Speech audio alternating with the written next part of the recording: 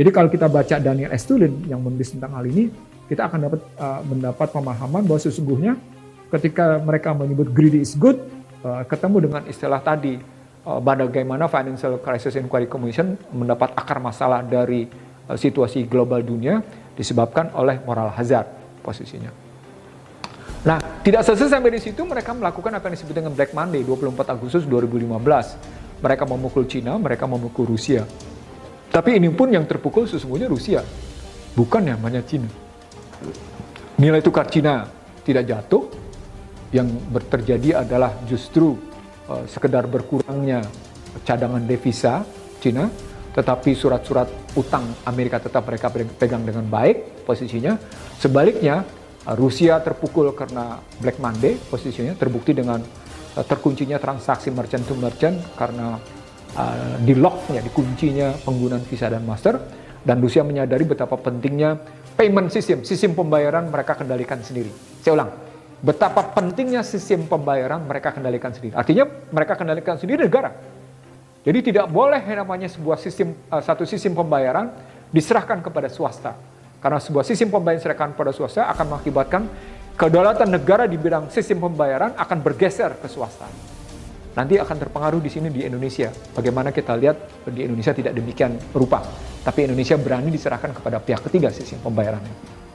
Nah, teman-teman, kalau kita sudah bicara seperti ini, berarti Cina sudah mengakumulasi kekuatannya bukan hanya pada kekuatan ekonomi. Cina sudah mengakumulasi kekuatan militer, Cina sudah berbasis nuklir maupun tenaga manusia maupun peralatan lain posisinya.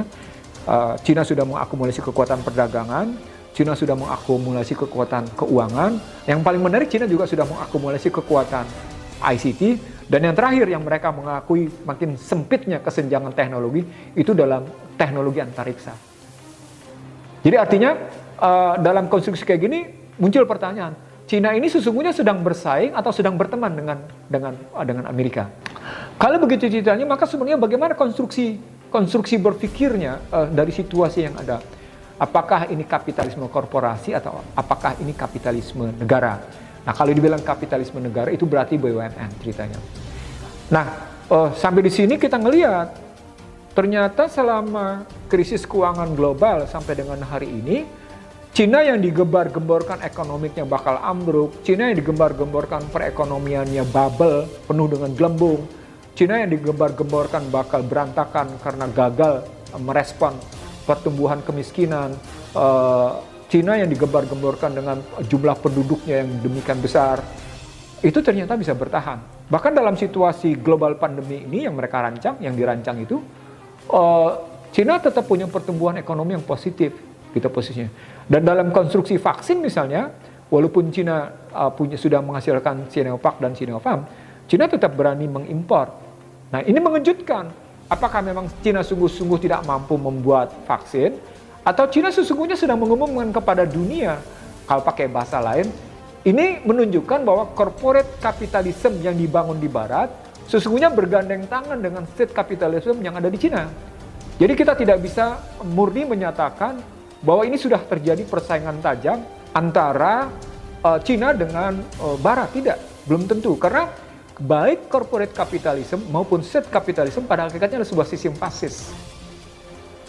Nah, kalau pada hakikatnya sistem fasis berarti mereka sesungguhnya sedang kerjasama, bukan sedang bersaing.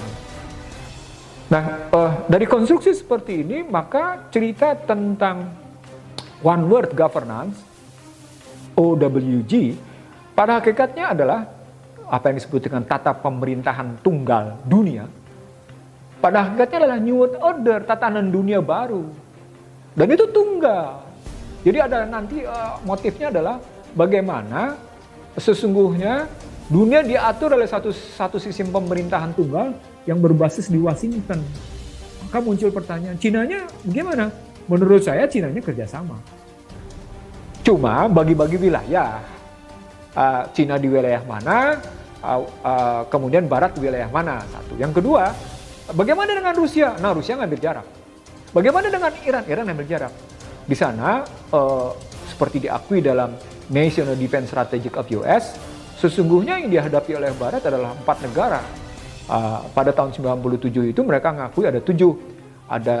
Ada Korea Utara posisinya, Ada Iran, ada Irak, ada Libya, ada Syria, ada Rusia, ada Cina.